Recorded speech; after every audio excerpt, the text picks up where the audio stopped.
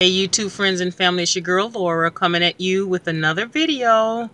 I hope you enjoy. Please take a few moments to listen. If you like what you hear, please press that like button, subscribe, comment, or share. I would really appreciate it. Okay, let's go. In this video today, we are going to discuss bitterness. Have you ever experienced bitterness?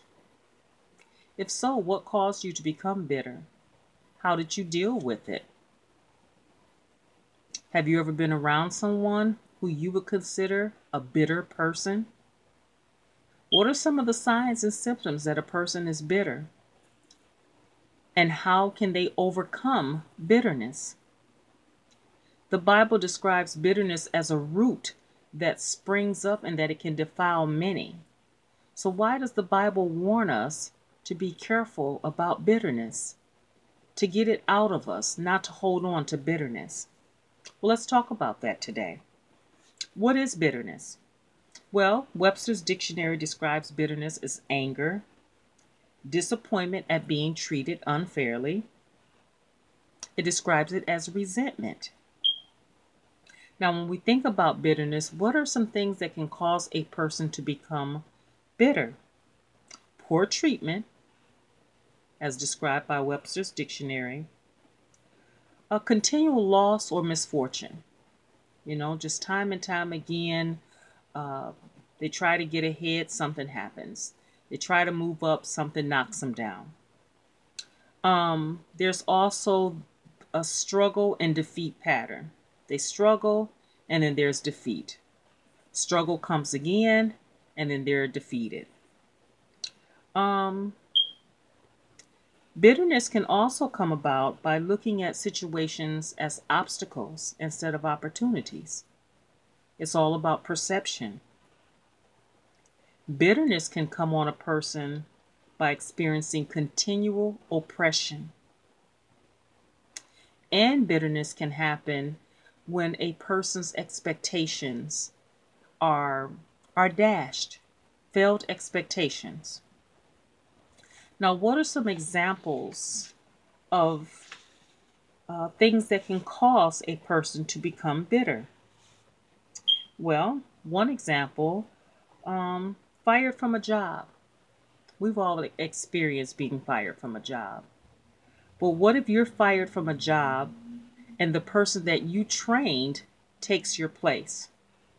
Or what if you've dedicated 25, 30 years of your life to a particular place of employment, and all of a sudden, for no reason, they come in and they tell you that your services are no longer needed?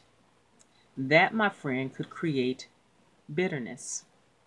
It does leave a bitter taste in your mouth. Another example that can contribute to a person becoming bitter. A loved one keeps letting them down. They keep giving them chances. They keep giving them the benefit of the doubt. And this person just keeps deceiving or continues with the same pattern of attitude, performance, just keeps letting this person down. And this person keeps giving them chance after chance after chance. And the person keeps taking them for granted. And they continue to do the things that this person is asking them not to do. And there's no change. Or if there is change, it's only temporary. Well, that, my friend, can cause bitterness. What about if you do everything that society requires? You try to meet all the requirements, you go to school, you get the education, but yet and still, you're told that, okay, you may have the education, but you don't have the experience. And what if this happens time and time again? You go to an interview and each time you're told, okay, you have the education, you have the degree, but you don't have the experience. So sorry, we can't hire you. Or maybe you may have too much experience. Or maybe you may have too much education. How do you think that would make a person feel? Sounds like a case for bitterness to me. What if you're treated by those that you love as if you have no value no worth. What if that treatment comes at the hand of a family member, especially a parental figure, aunt, an uncle, a grandparent? You're continually treated as though you have no value, no worth. What you have to say, you're just unimportant, ignored. Abandonment issues also contribute to feelings of bitterness. And also, life itself can sometimes leave a person feeling bitter. And what happens is that that person fails to see that everyone gets their twist on the kaleidoscope as far as when problems will occur in their life. And so everyone, regardless of what, things may be going good today, but eventually the kaleidoscope is going to twist and you're going to have ample opportunity to experience loss, failure, setbacks. It's just life itself. And so sometimes people get bitter not understanding the ebb and flow of life. And one of the main reasons that I found in which a person can become bitter is failure to be grateful. Failure to practice gratefulness can lead to bitterness.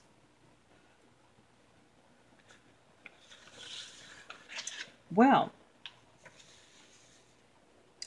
there's a story in the Bible regarding Naomi and Ruth, and it can be found in the book of Ruth, chapter 1, verses 19 through 21. And we all know the story about Ruth and Naomi. Naomi was the mother-in-law of Ruth, and Naomi lost her husband and both of her sons, and Ruth was the daughter-in-law.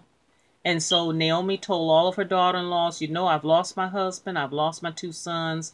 You ladies need to return back to your homelands and everything. I'm going back to my people, and, I wish you well. I hope you find a husband because I don't have anything for you. Well, anyway, Ruth decided to stay with Naomi.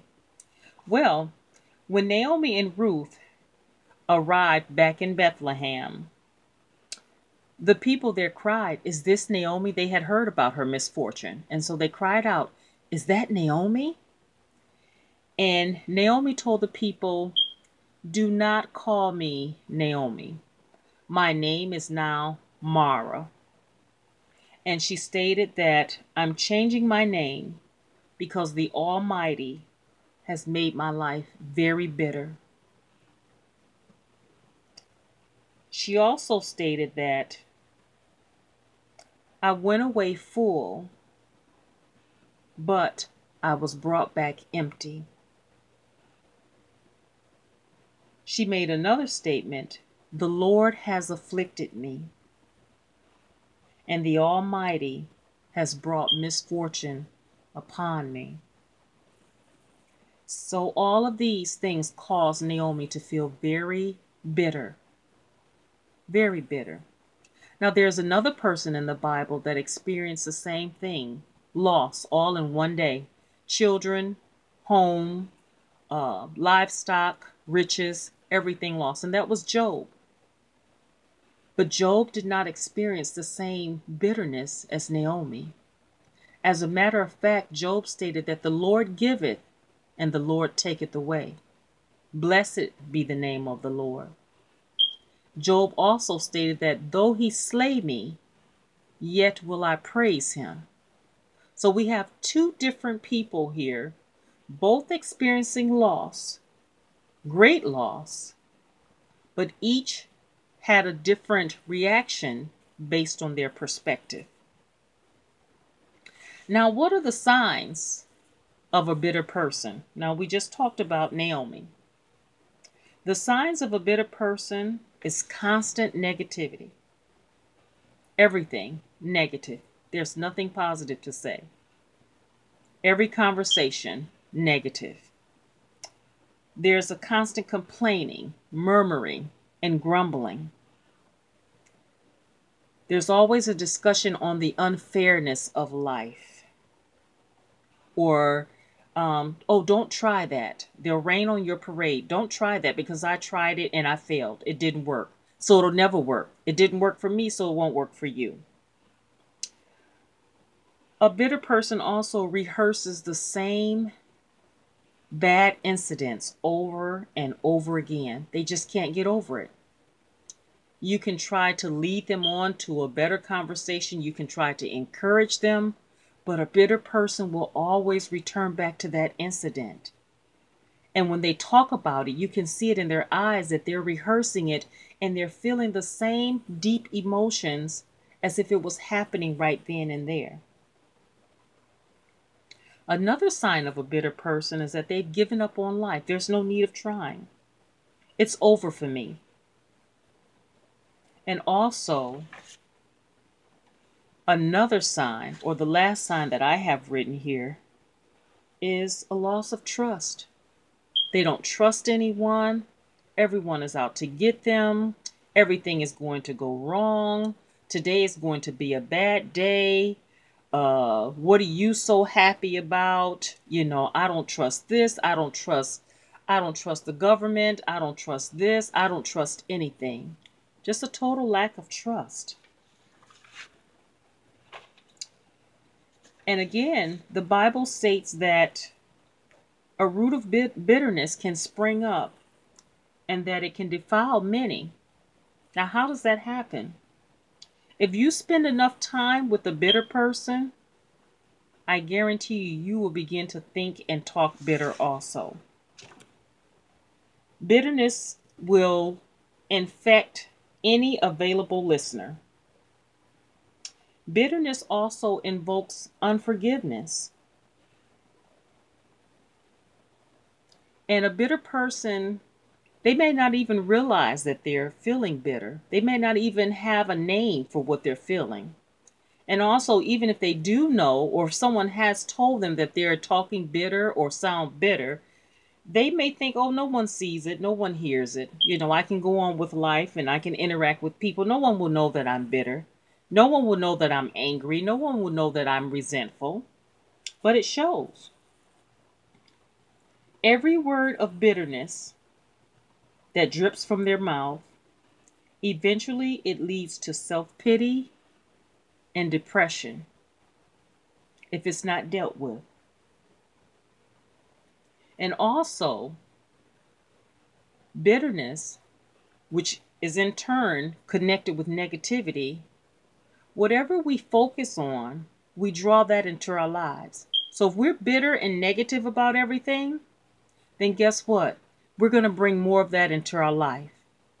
Whatever we focus on, it grows. So if we focus on being bitter and negative about everything, then you're going to get much of the same.